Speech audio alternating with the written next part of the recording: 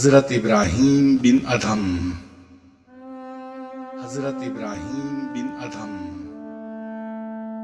حضرت ابراہیم بن ادھم۔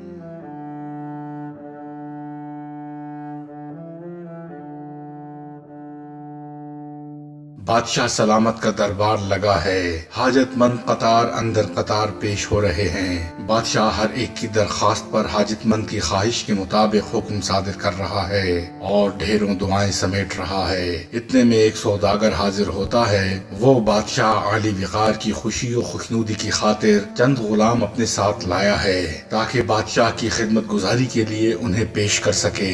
وہ بادشاہ سے درخواست پذیر ہوتا ہے۔ بادشاہ سلامت رب رحمان رحیم آپ کا وقار و اختیار بلند کرے، میں چند غلام آپ کے حضور پیش کرنے کے لیے آیا ہوں۔ آپ انہیں شرف باریابی بخشیے اور جو غلام آپ پسند فرمائیں انہیں آپ اپنی خدمت اور نیاز مندی کے لیے اپنے پاس رکھ لیں۔ میں جانتا ہوں کہ آپ کے پاس غلاموں کی کمی نہیں، ایک سے بڑھ کر ایک غلام آپ کے دربار میں آپ کی جنبش ابرو اور حرکت انگشت پر عمل کرنے کو تیار ہے، مگر میں سمجھتا ہوں کہ یہ میرے لیے بہت بڑی سعادت اور اعزاز و افتخار کا باعث ہوگا اگر میرا پیش کردہ کوئی غلام آپ کے احکامات کی بجاوری کے لیے دربار شاہی میں مامور ہوگا۔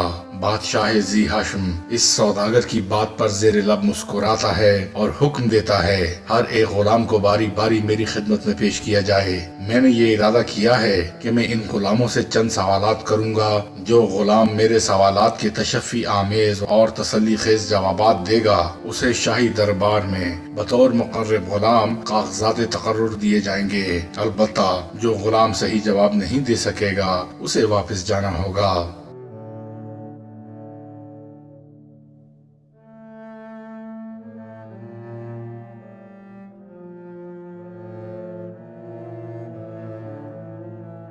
بادشاہ کے حکم کی تعمیل میں سوداگر باری باری ہر ایک غلام کو بادشاہ کی خدمت میں پیش کرتا ہے۔ وہ ہر غلام کے خواص بیان کرتا ہے، ان کی تعریف و توصیف میں رطب اللسان ہوتا ہے، ان کی انفرادیت بتاتا ہے، مگر بادشاہ کے سوالات کے تسلی بخش جوابات کوئی بھی غلام نہیں دے پاتا۔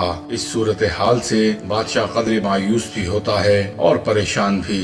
وہ سوداگر سے کہتا ہے تم نے اپنے غلاموں کی خوبیاں بڑے نمایاں طور پر بیان کی ہیں، ہم نے بھی ہر غلام کو جانچا مگر کوئی غلام بھی ہمیں متاثر نہیں کر سکا۔ کیا ان غلاموں کے علاوہ کوئی اور غلام تمہارے پاس نہیں ہے؟ اگر کوئی اور غلام ہو تو اسے پیش کرو ورنہ ان تمام غلاموں کو واپس لے جاؤ۔ سوداگر یاس و نا امیدی کی حالت میں بصد عجز کہتا ہے بادشاہ سلامت رب ذوالجلال آپ کے اقبال کا ستارہ ہمیشہ چمکتا دمکتا رکھے۔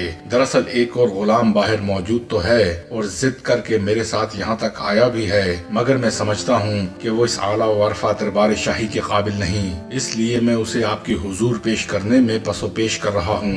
بادشاہ زوردار لہجے میں سوداگر سے کہتا ہے تم نے یہ کیسے فیصلہ کر لیا کہ وہ غلام ہمارے دربار کے قابل نہیں؟ یہ فیصلہ ہم خود کریں گے، تم اسے فوراً حاضر خدمت کرو تاکہ ہم اس سے بھی چند سوالات کر سکیں۔ ہو سکتا ہے کہ وہ ہماری توقعات پر پورا اترے اور ہم اسے اپنی ملازمت میں رکھ لیں۔ یاد رکھو کہ کسی کا ظاہر دیکھ کر اس کے باطن کا قطعی فیصلہ نہیں کیا جا سکتا۔ دوڑ کر جاؤ اور اس غلام کو ہمارے حضور پیش کرو۔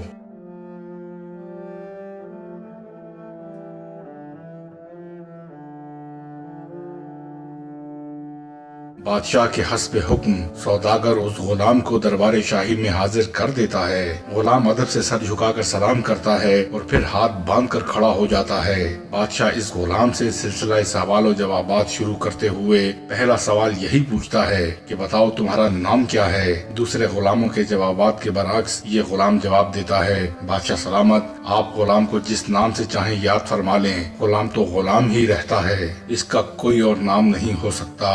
بادشاہ پوچھتا ہے اچھا یہ بتاؤ کہ تم کھانے میں کیا پسند کرتے ہو؟ غلام جواب دیتا ہے مالک کی مرضی جو کھلا دے، مالک جو کھلا دے گا وہی میری پسندیدہ غذا ہوگی۔ بادشاہ اس سے آخری سوال یہ پوچھتا ہے تمہاری کوئی خواہش ہو تو فوری طور پر بتاؤ تاکہ اسے پورا کیا جا سکے، ہم تمہارے جوابات سے بہت خوش ہوئے ہیں، اب وقت ہے طلب کرو، جو کچھ طلب کر سکتے ہو، جو مانگو گے وہی ملے گا۔ غلام دست بستہ عرض کرتا ہے بادشاہ سلامت میں ایک غریب اور مفلوق الحال غلام ہوں، نہ اختیار اپنا نہ ارادہ اپنا، اس لیے مجھے کوئی حق نہیں پہنچتا کہ کسی خواہش اور آرزو کو دل میں جگا دوں، میری کوئی بھی طلب نہیں ہے۔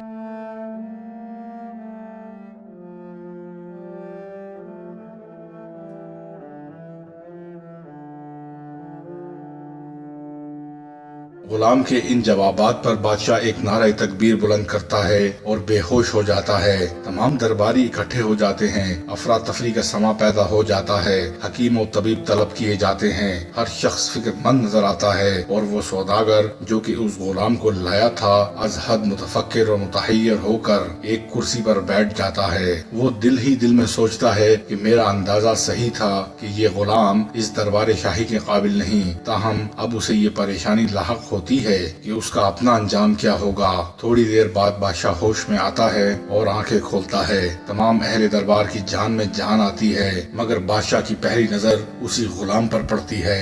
بادشاہ دیکھتا ہے کہ غلام اسی طرح ہاتھ باندھے کھڑا ہے، اس کے چہرے پر کوئی پریشانی ہے اور نہ ہی کوئی حیرانی۔ اب بادشاہ تھوڑے توقف کے بعد لب کشا ہوتا ہے اور خود کلامی کرتے ہوئے قابل سماعت آواز میں کہتا ہے، اے ابراہیم بن ادھم، افسوس ہے تجھ پر اور صد افسوس ہے تجھ پر، بلکہ 100,000 افسوس ہے تجھ پر کہ تو بھی اپنے رب کی غلامی کا دعویٰ کرتا ہے، لیکن تیرا مقام اس غلام سے بھی کمتر ہے۔ حالانکہ رب قادر و قدیر نے تجھے بادشاہت جیسی نعمت سے نوازا ہے، تجھ سے تو بدر جہاں بہتر یہ غلام ہے کہ جس نے سارے اختیارات اپنے مالک کے سپرد کر دیے ہیں اور اپنی کوئی مرضی و منشا یا خواہش و آرزو نہیں رکھی، لیکن ایک تو ہے کہ سارے اختیارات اپنے پاس رکھتا ہے۔